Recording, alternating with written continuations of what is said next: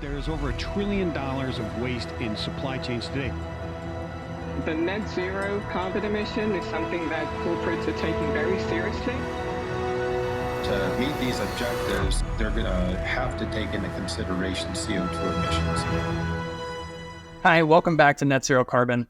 I'm Tyler Cole, your host, and this is the show at FreightWaves where we deep dive on decarbonization through a lens of freight, fuels, and energy. Today, I have the pleasure of being joined by Todd Davis, Vice President of Sales and Marketing at Chevron Renewable Energy Group. Todd, how are you? Hi, Tyler. I'm doing great today. Looking forward to our conversation. I'm excited. This one's near and dear to my heart. Biofuels are part of my professional background, and I'm excited to dive into the results of a white paper that FreightWaves partnered with Chevron Renewable Energy Group on in mid-May. And excited to hear a little bit more about your background and your experience in the industry and your role at Chevron Renewable Energy Group before we jump in.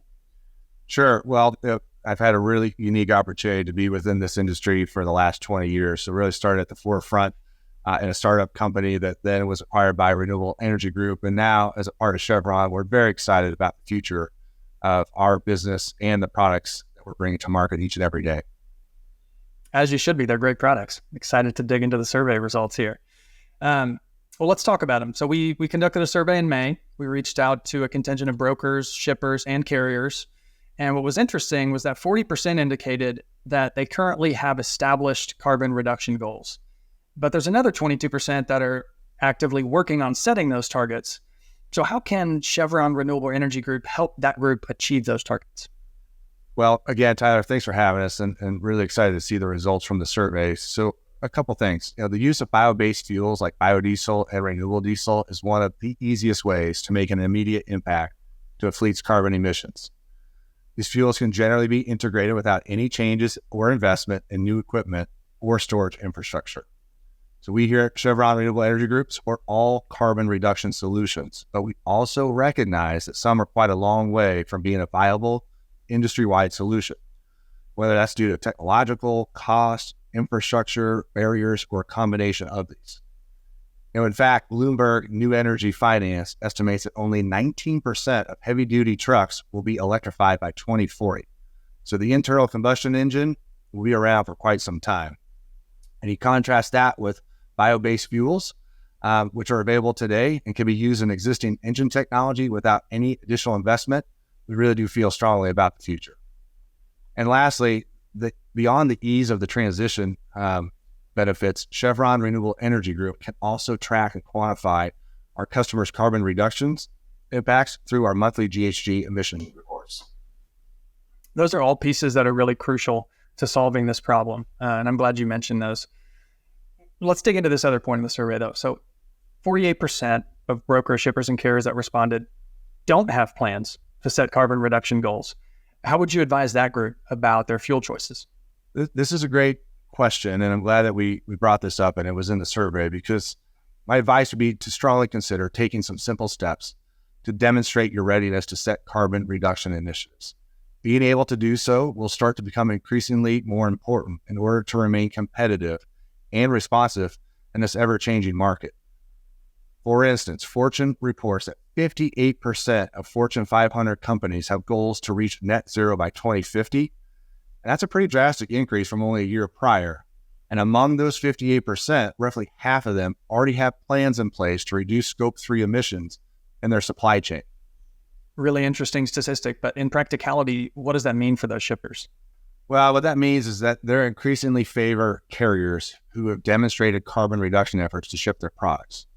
And while initiating a carbon reduction program may be an intimidating prospect for some carriers, you can take simple steps today by piloting or trialing bio-based fuels if you're not ready for that full integration.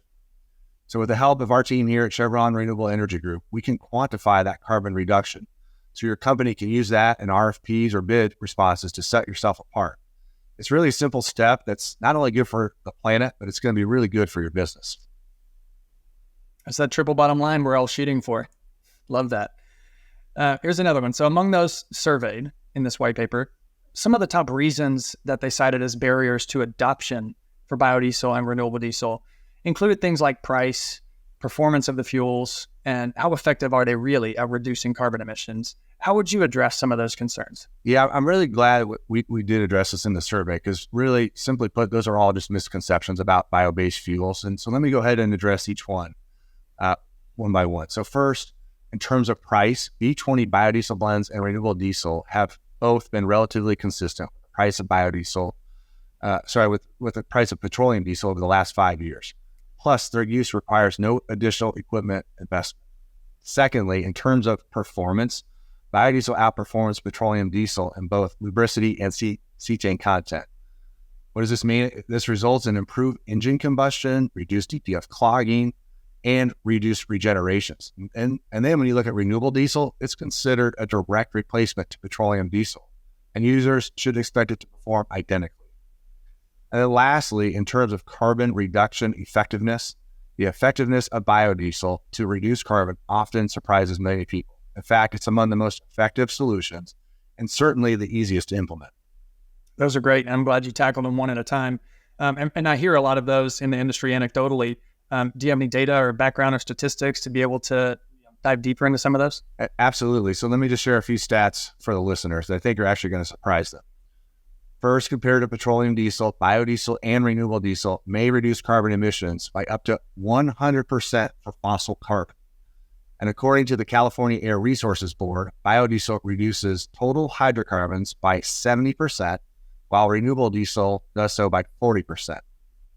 Then we take that compared to electric. A 2020 study by the National Renewable Energy Lab showed battery electric transit buses have an estimated energy efficiency ratio of 3.8, which leads us to believe biodiesel may actually be 56% more effective at reducing carbon than electric when taking the grid into consideration. And then lastly, when you look at carbon intensity scores as determined by CARB, biodiesel has it's been consistently lower than both liquid natural gas and hydrogen for many years. So in conclusion, bio-based fuels are just as effective and often more so than other solutions being explored, most of which require infrastructure, new equipment investments, or both, that aren't required with biodiesel and renewable diesel. It's such a good solution. Thanks for bringing out a lot of those statistics and for joining us today. I learned a lot. I'm sure listeners have learned a lot. Would you leave them with any parting words?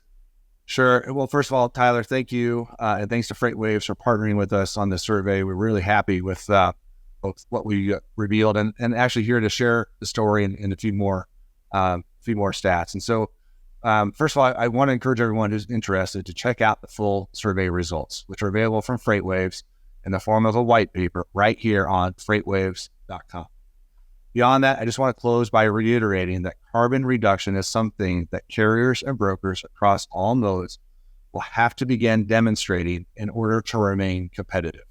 And we believe biodiesel is not only likely the easiest solution to implement today, but it's also perhaps the most effective. So I'd encourage our listeners, check out our complete line of Endura fuels by heading over to our website, www.regi.com. Thanks again, Tyler. It's been a great opportunity to speak with you today. I loved it. Grateful for your time, and we'll definitely link in the show notes to not only the white paper where listeners can go check it out and learn more, but also regi.com so they can learn more about the Endura Fuels line. Thanks, Todd. Thank you. Have a good day. There is over $1 trillion of waste in supply chains today. The net zero carbon emission is something that corporates are taking very seriously. To meet these objectives, they're going to have to take into consideration CO2 emissions.